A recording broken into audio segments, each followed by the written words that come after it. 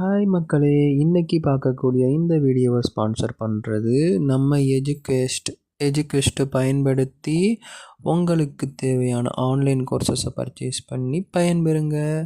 வாங்க வீடியோக்குள்ளே போகலாம். The struggle to find courses that truly speak your language, it's finally over. Welcome to EduQuest, where learning is made just for you. At EduQuest, we bring you a wide range of online courses, from career building programs to skill boosting masterclasses, all in your regional language. Because we believe language should never be a barrier to success. Our courses are tailor made after understanding what today's learners really need. So why wait? Start learning the smarter, simpler way only with EduQuest. Visit eduquest.courses and explore your next course today. And hey, don't miss out on our exciting offers and promotions. Alappuzha அதனை பற்றி இந்த வீடியோவில் பார்ப்போம்.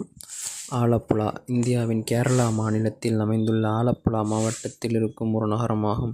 இந்நகரம் ஒரு நகராட்சியாக உள்ளது. ஆலப்புழா இந்தியாவின் முக்கிய சுற்றுலா தலமாக விளங்குகிறது. கயிறு தரிப்பதில் இந்நகரம் முதன்மை தொழிலாகும். போக்குவரத்து: கொச்சி வானூர்தி நிலையம் அருகிலுள்ள வானூர்தி நிலையமாகும். திருவனந்தபுரம் பன்னாட்டு வானூர்தி நிலையம் 160 கிலோமீட்டர் தொலைவில் உள்ளது. இங்கு தொடருந்து நிலையமும் உள்ளது. பெங்களூரு, சென்னை, கோழிக்கோடு, அமிர்தசரஸ் ஆகிய நகரங்களிலிருந்து தொடருந்துகள் உள்ளன. தேசிய நெடுஞ்சாலை 47 இந்நகரை எர்ணாகுளம், திருச்சூர், கொல்லம், திருவனந்தபுரம் ஆகிய நகரங்களுடன் இணைக்கிறது. மொழிகள்: இந்நகரம் மலையாளமே பிரதான மொழியாகும். இங்கு பேசப்படும் வட்டார வழக்கு திருவாங்கூர் வழக்கு ஆகும். இருப்பினும் கொங்கணி பேசுவோரும் குறிப்பிடத்தக்க அளவில் வாழ்கின்றனர். மக்கள் வேறுபாடு: 2001ஆம் ஆண்டு இந்திய மக்கள் தொகை கணக்கெடுப்பின் 1,77,079 பேர் இங்கு வசிக்கின்றனர். இவர்களில் 48% ஆண்கள், 52% பெண்கள். ஆலப்புழா மக்களின் சராசரி கல்வியறிவு 95% ஆகும். இதில் ஆண்கள் கல்வியறிவு 97, பெண்கள் கல்வியறிவு 96. இதில் இந்திய தேசிய சராசரி கல்வியறிவான 59.5 விட கூடியதே.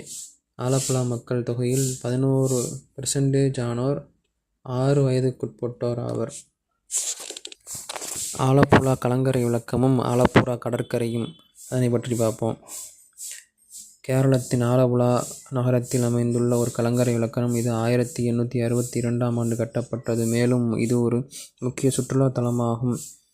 கலங்கரை விளக்கத்தை பார்வையிட இந்திய குடிமக்களுடன் ₹20, வெளிநாட்டவர்களிடம் ₹50 கட்டணம் வசூலிக்கப்படுகிறது. ஒவ்வொரு வாரமும் 1500 மணி முதல் 1630 மணி வரை பார்வையாளர்கள் அனுமதிக்கப்படுவார்கள்.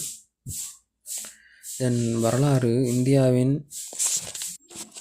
திருவாந்தகூரின் ஒரு பகுதியான ஆலப்புழா இந்திய விடுதலைக்கு முன்னர் திருவானந்தகூர் சேர்ந்த மன்னரால் ஆளப்பட்டது. போர்த்துகீசியம், டச்சுக்காரர்கள், ஆங்கில வர்க்கத்தினர் வருகைக்கு பிறகு இதன் துறைமுகங்கள் வெளிநாட்டு வர்த்தகம் செழித்தது.